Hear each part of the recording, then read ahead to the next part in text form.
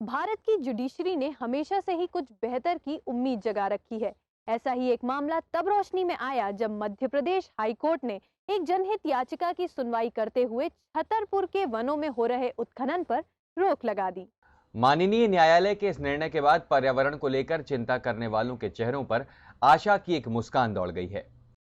इस याचिका में राज्य सरकार के नवंबर 2006 के उस परिपत्र को संवैधानिक चुनौती दी गई, जिसके तहत राज्य सरकार ने प्रदेश भर में अलग अलग निजी कंपनियों और ठेकेदारों को वन संरक्षण अधिनियम 1980 में जरूरी केंद्रीय पर्यावरण वन मंत्रालय की स्वीकृति के बिना सैद्धांतिक सहमति दे दी गई थी। आइए इस पूरे मुद्दे पर बात करते हैं पर्यावरण को बचाए रखने की अपनी मुहिम में हमेशा से शामिल तरुण गुप्ता से।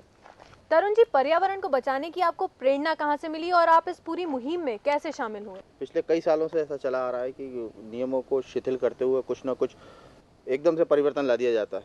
ठीक अगर अगर आप देखें, पुरानी जो विधानसभा है वहाँ पे एक अस्पताल बन रहा था, सरकारी अस्पताल बन रहा था, एक जनहित में बन रहा था, गैस राहत का एक बहुत बड़ा अस्पताल बन रहा था, लेकिन उसको सुरक्षा की दृष्टि से रोक दिया गया गवर्नर साहब की सुरक्षा के लिए।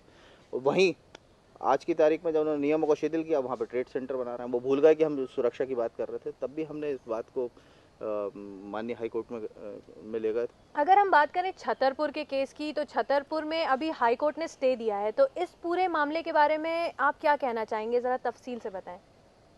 वन विभाग की अगर बात करें तो इस तरह के इनके अलग अलग विभाग हैं उसमें, जिसमें करीब 10 से 15 विभाग ऐसे हैं जो जंगल और जानवरों के संरक्षण और उत्पादन के लिए कार्यरत रहते हैं, जिसपे अरबों रुपए खर्च किया जाता है हर साल। तो आपका लगा लगाया जंगल है, विभाग खुद कह रहा है कि साहब यहाँ पे जंगल है, जानवर हैं, यहाँ पे अनुमति देना अनुचित होगा।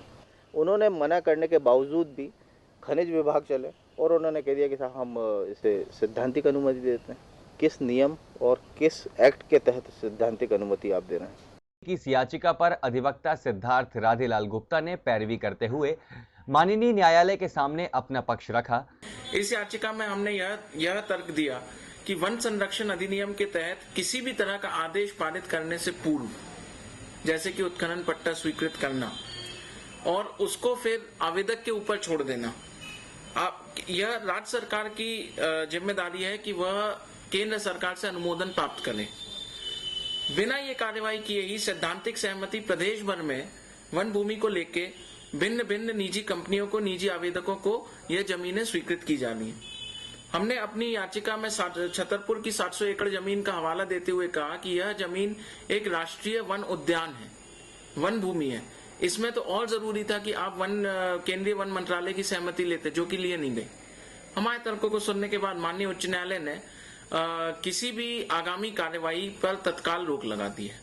न्यायालय के आदेश के बाद सतना, रीवा और सीधी में हजारों हेक्टेयर वन भूमि पर प्रभाव पड़ेगा, जिससे उत्खनन करने वाली कई निजी कंपनियां जिन्हें यह वन भूमि प्रदान की गई है, वो इस घेरे में आ जाएंगी।